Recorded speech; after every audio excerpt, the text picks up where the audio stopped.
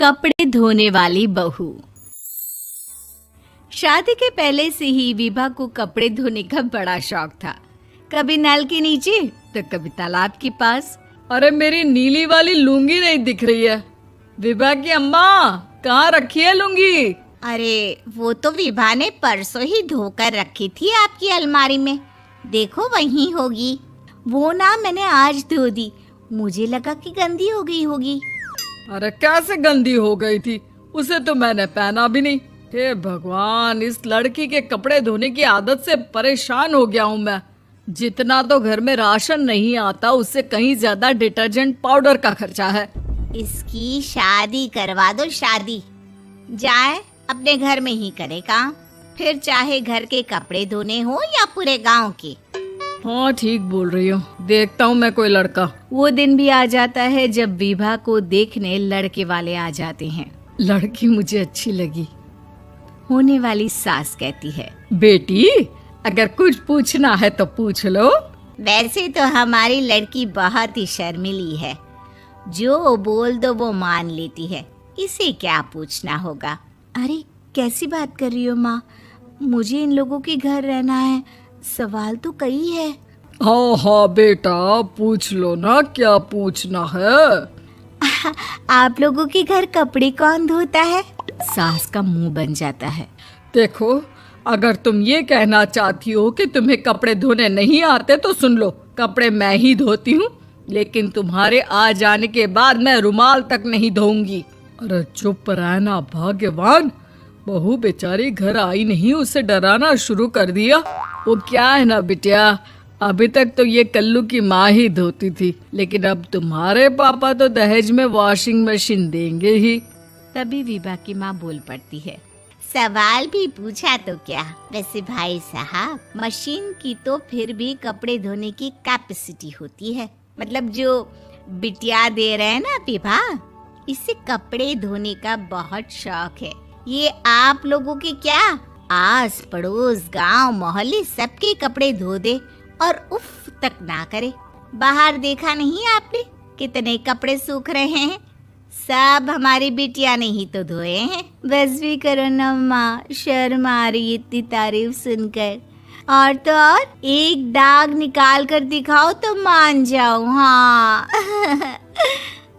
अच्छा, माफ करना बेटा, मैंने गलत समझा। हमें तो रिश्ता बहुत पसंद है। और ऐसे जुड़ जाता है रिश्ता कपड़े धोने का शौक रखने वाली विभा का। उसकी शादी हो जाती है कोयला फैक्ट्री में काम करने वाले कल्लू के साथ। शादी के बाद अचानक विभा चिल्लाती हुई सास के पास आती है। सासू माँ, अरे सासू माँ कहाँ है आप? ये तो धोखा है, धोखा दिया आप लोगों ने मुझे।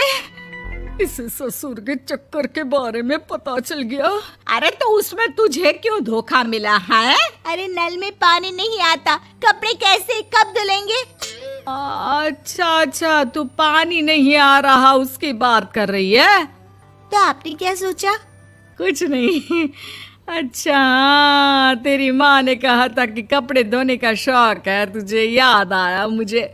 शौक बोलकर कपड़े धोने वाले मेरे जुनून को कम ना आके सासू माँ, कपड़ा धोना मेरा गुरूर है। तभी पति भी वहाँ आ जाता है।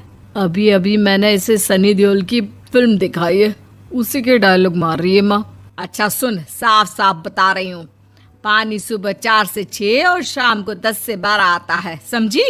विभा टाइमिंग सुनकर हैरान हो जाती है। ये क्या भूतों का मोहल्ला है? सुबह 4 बजे उठकर कौन कपड़े धोता है? 4 बजे टंकी में पानी जाता है, फिर सारा दिन धोना ना, किसने मना किया? अरे कैसे बात कर रही हैं? 200 लीटर की टंकी में कितने कपड़े धो लूंगी मैं, सुबह ही उठ जाऊंगी मैं। अब क्या था, विभा सुबह 4 से लेकर रात के 12 बजे तक कपड़े ही धोती रहती। एक रोज सास पड़ोस से निकलकर कहीं जा रही होती है कि साथ वाली कहती है, हाँ कल्लू की माँ, जरा ये बताओ कि 2 साड़ी है, 2 ब्लाउज और एक पेटीकोट और एक नाड़े वाला लंबा कच्छा। हाँ तो? अरे तो क्या, कितना लोगी धुलाई ये बताओ। धोबन दिख रहे हैं हम क्या? हमारे पति सरकारी नौकरी से अभी रिटायर हुए हैं और बेटा सुपरवाइजर है कोयला फैक्ट्री में। धोबन समझ रखा है हमें। हाय रे कल्लू की अम्मा, माफ कर दो। वो तो मोहल्ले में यही सब बता रहे थे कि तुमने बहू को कपड़ा धुलवाने के काम में लगा दिया है। सास को पड़ोसन की बात सुनकर गुस्सा आ जाता है। वो घर पहुंचती है जहां घर के बाहर ही इतने सारे कपड़े सूख रहे होते हैं जितने कि किसी धोबन के घर पर। अरे ओ कल्लू की दुल्हन, बाहर निकल। माँ जी यहीं आ जाओ, बाथरूम में चादर धो रहे हैं हम। अरे अभी हम धोते हैं, तुमको बाहर निकलो। ये आस पड़ोस वाले बोल रहे हैं कि हम बहू से कपड़े धुलवा कर उसे कपड़ा धोने वाली बना दिए हैं। अरे छोड़ो ना माँ जी, किन लोगों की बातों में आती हो। आस पास के लोगों का तो काम ही होता है कि वो किसी तरह सास बहू को लड़ा दे। बहू सारे घर के कपड़े धोती है, ये क्या कम है? बोलिए। सास को भी लग जाता है कि वो बहू का ये सनकीपन नहीं छुड़वा सकती, इससे अच्छा है कि खुद ही चुप हो जाए। एक रोज सास और बहू मंदिर जाते हैं जहाँ सास की साड़ी वहाँ खड़ी भीख मांगने वाली से मिलती है। माँ जी क्या बात है, आपकी साड़ी उस भिखारन से कितनी मिल रही है ना? हाँ देखो तो दोनों की साड़ी मिल रही है। क्या बात है कल्लू की अम्मा, तुम खुद को तो अफसर की बीवी बताती हो और ऐसी सिंपल सी प्लेन साड़ी पहनकर घूमती हो। सिंपल और प्लेन नहीं है ये साड़ी। तो क्या सोने के धागे से फूल बने हैं? कुछ भी सासू माँ, कुछ भी। हाँ बने थे इस साड़ी में सोने के धागे से फूल। मेरे पति लेकर आए थे मद्रास से स्पेशली मेरे लिए 10,000 की।